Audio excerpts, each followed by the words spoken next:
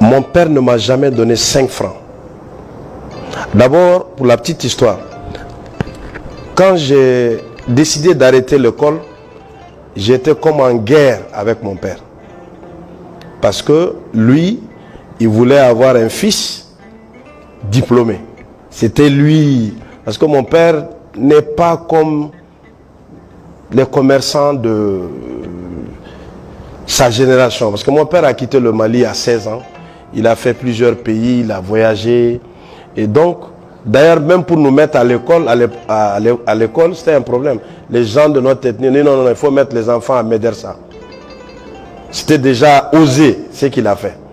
Donc, il tenait beaucoup à ce qu'on aille à l'école.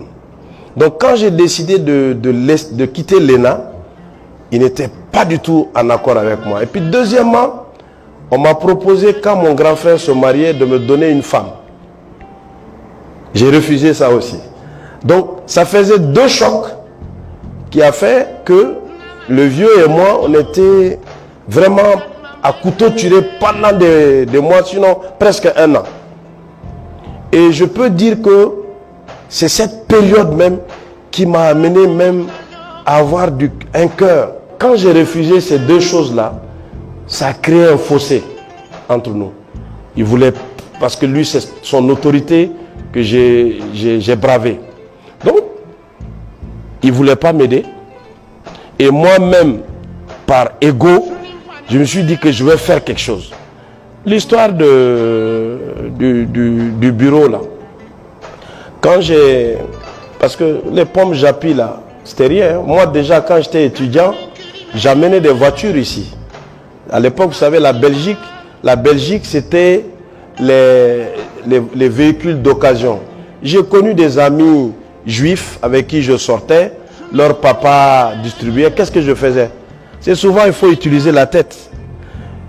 Les gens qui venaient acheter les voitures, je les amenais acheter. Et souvent, on me donnait des commissions. Souvent, mes commissions, on me donne ça en voiture. Quand je viens en vacances, je viens avec ces voitures-là. Vous pouvez demander à qui que ce soit. Quand j'ai commencé les affaires, aucun de mes parents n'a contribué. Et ça, je peux le dire haut et fort. Les gens se connaissent ici au Mali. Parce que c'est arrivé à un moment où il y avait des tensions. Et j'ai décidé moi-même de me lancer avec les petits moyens que j'ai. Et petit à petit, tu développes. Et chaque occasion, il faut réfléchir à la transformer. Parce que un entrepreneur, c'est quoi? Même si on te jette dans le désert, tu vas t'arranger que toi, tu sois à côté de celui qui a l'oasis. Pour que quand les gens viennent prendre de l'eau, là, tu sers à quelque chose. C'est ça un entrepreneur. Il faut toujours, quand on te met dans une situation, il faut voir comment toi, cette situation, tu peux la monétiser. Ok? Donc aujourd'hui, aucun de mes parents n'a contribué. La seule chose que je dois à mes parents, c'est que très jeune, ils m'ont amené dans les meilleures écoles. J'ai connu des gens, mais financièrement, ils n'ont pas contribué. La preuve, j'ai des jeunes frères ici qui sont là. Ils n'ont pas la tête que j'ai. Tout dépend de la personne. Tu peux naître dans une famille où il y a des milliards, tu sors 0. On voit ça tous les jours. Hein? On voit ça tous les jours. En fait, l'entrepreneuriat, je pense que souvent, c'est inné, mais le travail t'amène aussi à un autre niveau. Parce que tu peux avoir les mêmes aptitudes que quelqu'un d'autre, mais s'il travaille plus que toi, il va gagner plus que toi. Moi, j'ai compris quelque chose très tôt. C'est-à-dire, il faut faire des partenariats d'experts. Quand vous rentrez dans un domaine, prenez le meilleur, faites un partenariat avec lui et vous apprenez. Moi, je suis rentré dans les télécoms, je ne suis pas ingénieur, mais le fait que j'ai fréquenté une des premières sociétés au monde, ça m'a donné de l'expérience. Quand je discute, je me rappelle quand j'ai rencontré le PDG de Maroc Télécom, quand on a discuté, il a demandé à ses équipes, mais c'est un ingénieur télécom? Parce que je peux lui parler.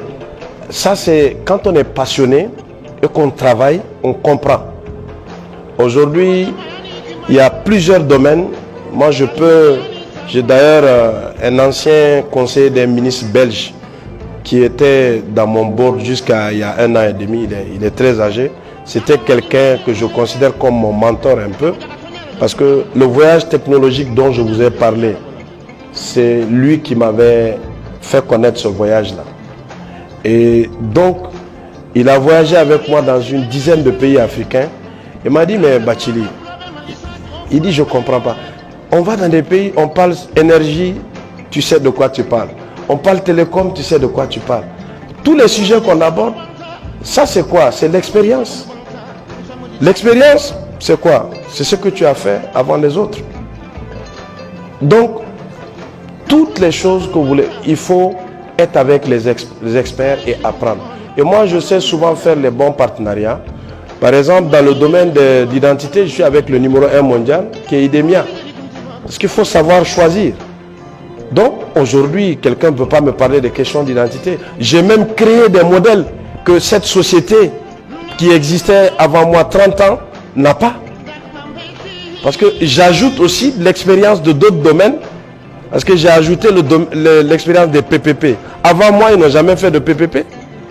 C'est le fait qu'on a commencé à discuter. Pendant 8 mois, on discute.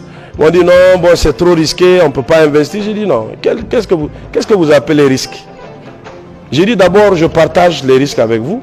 Vous parlez d'un investissement initial de 20 millions d'euros. Je suis prêt à mettre 10 millions d'euros, comme vous. Je partage le risque avec vous. Et puis, le risque est où? Les paiements seront à la banque. Donc, j'ai structuré de sorte qu'ils ont vu le risque était très minime. Parce qu'il n'y a pas d'affaires sans risque.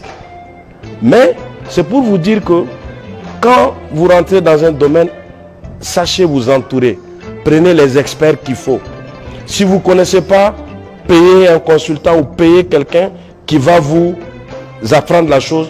Et au fur et à mesure que vous êtes dans le domaine, vous allez maîtriser la chose. Donc, c'est la seule façon de pouvoir faire beaucoup de choses, c'est de faire des partenariats experts. Par exemple, dans mon business d'identité, moi, je suis PCA. Je peux faire 6 mois, je ne vais pas au bureau. Je ne mets pas le pied au bureau, 6 mois. Mais la boîte tourne, il y a 50 personnes qui sont là, qui travaillent. Dans l'énergie, c'est pareil. Au début, j'ai travaillé dur en 2008. Mais arrivé à un moment, tu prends des équipes, tu donnes la direction, les gens suivent. Moi, je ne fais que des réunions stratégiques. Des réunions qui vont permettre à ce que la boîte gagne des projets. Et après, c'est des équipes qui suivent. La seule façon de pouvoir faire beaucoup de choses, c'est de s'entourer et d'avoir des partenariats experts. Allez toujours avec le meilleur du domaine. Si vous voyez dans les télécoms, je suis avec Huawei, c'est le numéro 1 mondial. Je suis avec IDEMIA, c'est franco-américain, c'est le numéro 1 mondial. Dans les barrages, je suis avec Trois Gorges, c'est le numéro 1 mondial. On a 2,6 milliards de projets en Afrique. Dans les routes, je suis avec CRBC, ils sont aussi numéro 1. Donc dans chaque domaine, je choisis les meilleurs et je m'associe avec eux. J'amène mon expérience du business, des relations pour pouvoir débloquer des projets. Donc, chaque fois que vous voulez faire beaucoup de choses, il faut faire des partenariats experts. Ce monsieur qui est assis ici, là, on est venu ensemble, il a une plateforme de paiement, de transfert. Ça fait 2 ans qu'on discute. Et c'est maintenant qu'on vient, il est américain. Et on a beaucoup discuté, on a pris le temps de se connaître. Et je ne suis pas d'accord souvent peut-être avec certaines approches, parce que c'est des approches qui peuvent marcher à New York, mais pas à Bamako ou à Dakar. Donc, c'est ces relations-là. Il a quelque chose que je n'ai pas et j'ai quelque chose qu'il n'a pas. Donc, on se complète et c'est ça qui fait le partenariat. Un partenariat, il doit être d'abord un échange de connaissances et puis aussi quelque chose de gagnant-gagnant. Parce que dans une affaire, il faut que tout le monde soit content, c'est ce que mon père me disait. Il dit si dans une affaire, il y a un seul mécontent, ce n'est pas une affaire, c'est un problème que vous avez. Ça a pris 20 ans pour arriver là où il est arrivé, il a payé des belles voitures. Et des jeunes veulent, au bout de 3-4 mois, arriver au même niveau. Sans savoir que pendant 20 ans, 30 ans, cette personne a traversé des difficultés. Donc, la chose la plus importante dans les affaires, c'est la confiance. Quel que soit votre niveau, si vous n'inspirez pas confiance aux gens, vous n'allez pas réussir. Parce que cette confiance-là aussi, ça ne se donne pas. Ça s'acquiert sur le temps. Les gens veulent souvent qu'ils viennent à vous, tout de suite, bon, mettez 10 millions dans mon affaire. Mais il faut aller doucement. Faites quelque chose tous les jours qui fait que la personne va avoir confiance.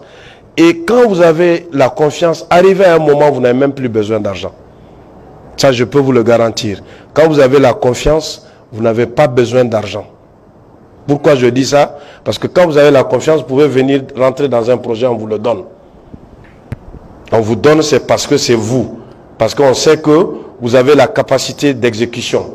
Même si vous prenez les banques regardent deux risques. Ils regardent le risque commercial et le risque d'exécution. Vous pouvez avoir un contrat en bonne et due forme d'une boîte qui a une bonne signature. On va dire par exemple au Mali, Orange. Ok? Orange vous donne un contrat. Mais si avec la banque, vous n'avez pas un historique d'exécution, ils vont demander les garanties maximum, ils vont demander... Donc, tout ce que vous devez faire, c'est d'abord asseoir la confiance. Asseoir la confiance avec vos collaborateurs, avec vos fournisseurs, avec vos clients. Parce qu'une fois que la confiance est instaurée, c'est fini. Même les dirigeants, il y a des millions de personnes qui ont accès à eux. Mais qui peut rester à avoir leur confiance pendant des années? C'est les gens qui exécutent, qui font ce qu'ils disent et qui disent ce qu'ils font. Voilà.